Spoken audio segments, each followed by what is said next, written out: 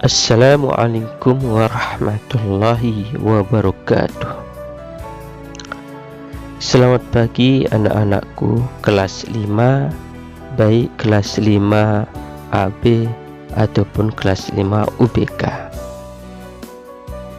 Pada kesempatan ini kembali kita belajar akidah akhlak. Pada minggu yang lalu Ananda sudah belajar melalui voice note, yaitu kita membahas bagian 2, hikmah mengimani Al-Qawi. Dan untuk kesempatan ini kita masuk ke bagian B, yaitu mengenal sifat Allah Subhanahu wa Ta'ala Al-Qayyum atau Maha Mandiri. Namun sebelum kita melanjutkan pembelajaran, silakan Anda siapkan bukunya dan buka halaman 20 bagian B seperti yang Ustadz sebutkan tadi. Untuk lebih barokahnya pembelajaran kita pada hari ini, mari kita buka dengan sama-sama melafazkan basmalah. Bismillahirrahmanirrahim. Baiklah anak-anakku, kita mulai halaman 20 B, mengenal sifat Allah Subhanahu wa Ta'ala Al-Qayyum atau Maha Mandiri. Yang pertama, pengertian Al-Qayyum. Al-Qayyum yang Maha Mandiri adalah salah satu dari Al-Asma'ul Husna yang 99. Di dalam Al-Quran disebut 3 kali, yaitu yang pertama A, surah Al-Baqarah ayat 255 yang berbunyi Allahu la ilaha illa huwal hayyul qayyum, yang artinya Allah Subhanahu wa Ta'ala tidak ada Rob yang berhak disembah kecuali Dia yang hidup kekal lagi terus-menerus mengurus makhluknya. Begitu juga dalam surah Toha yang kedua ayat 111 yang berbunyi wa anatil wujuhu lil hayyil qayyum wa qad khaba man hamala zulma, yang artinya dan tunduklah semua muka dengan berendah diri kepada Rabb yang hidup kekal lagi senantiasa mengurus makhluknya, dan sesungguhnya telah merugilah orang yang melakukan kezaliman. Yang ketiga dalam surah Ali Imran ayat 2 berbunyi Allahu la ilaha illa huwal hayyul qayyum, artinya Allah Subhanahu wa Ta'ala tidak ada Rabb yang berhak disembah kecuali Dia yang hidup kekal lagi terus-menerus mengurus makhluknya.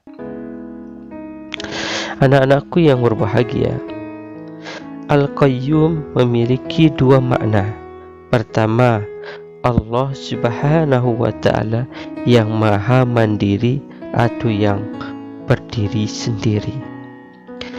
Allah Subhanahu wa Ta'ala tidak membutuhkan bantuan apapun dari seluruh makhluk, dan Allah Subhanahu wa Ta'ala juga tidak akan ditimpa kekurangan atau rasa butuh.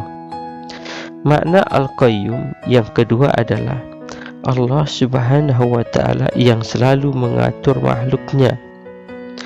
Dia selalu mengatur dan memperhatikan urusan makhluknya. Tidak mungkin Allah Subhanahu wa Ta'ala lalai sesaat pun dari mengawasi makhluk. Kalau tidak demikian, maka akan kacau aturan alam, dan alam semesta akan hancur sampai ke tonggak-tonggaknya.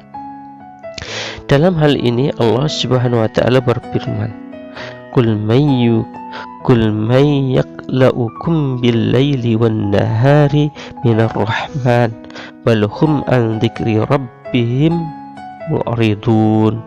Artinya, katakanlah, Siapakah yang dapat memelihara kamu di waktu malam dan siang hari selain Allah Subhanahu wa Ta'ala yang Maha Pemurah? Sebenarnya mereka adalah orang-orang yang berpaling dari mengingat Rabb mereka. Quran Surah Al-Anbiya ayat 42. Dijelaskan juga dalam Surah Al-Fatir ayat 41. Ustaz ulangi.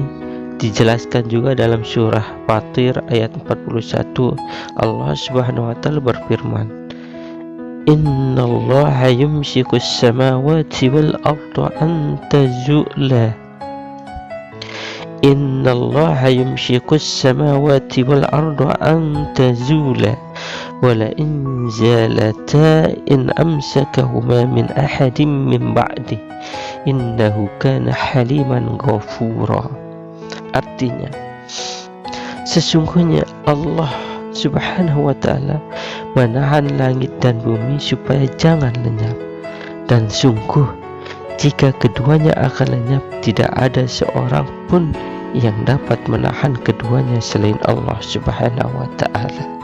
Sesungguhnya Dia Allah, Dia adalah Maha Penyantun lagi Maha Pengampun.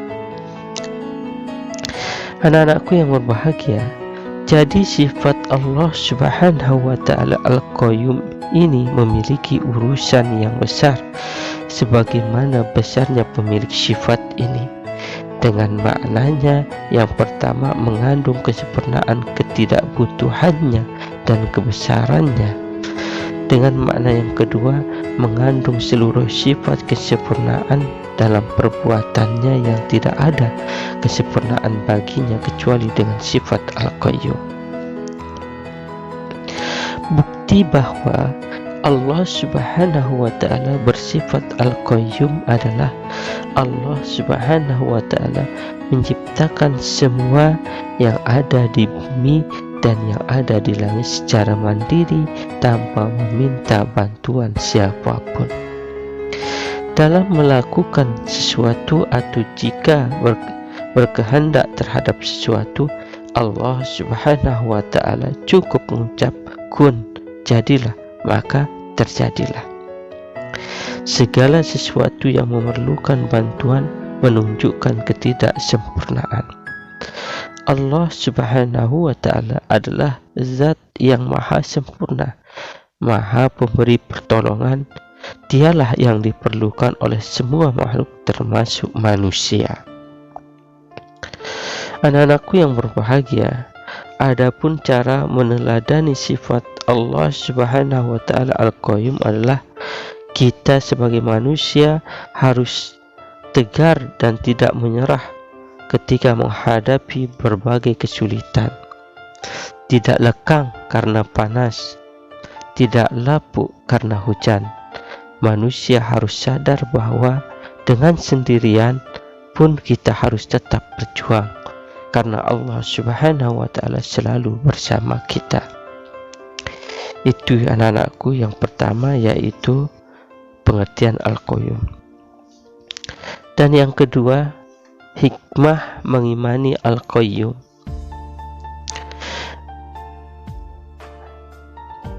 Sekali lagi, yang kedua, hikmah mengimani Al-Qayyum. Allah Subhanahu wa Ta'ala memiliki sifat Al-Qayyum yang maha mandiri atau qiyamuhu binafsihi.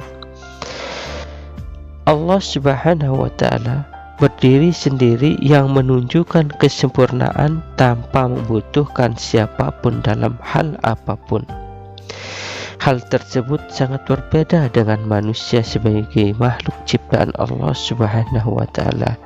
Tentu tidak mampu berdiri sendiri dan sangat bergantung kepada yang lain.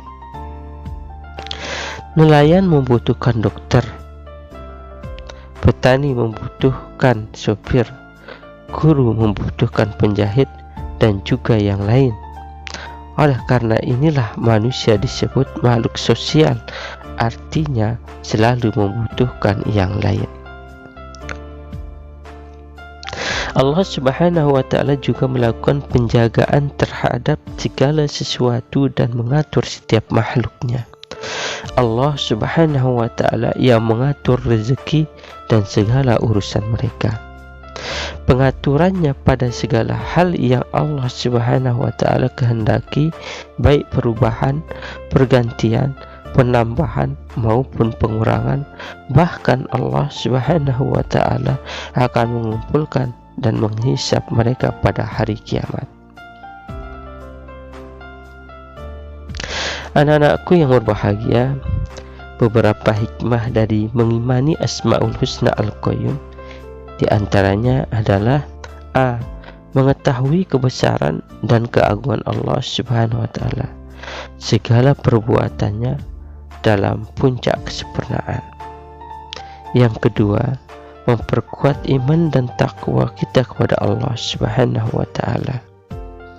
Yang ketiga atau yang C, kita harus menjadi seorang mukmin yang mandiri atau tidak menggantungkan orang lain.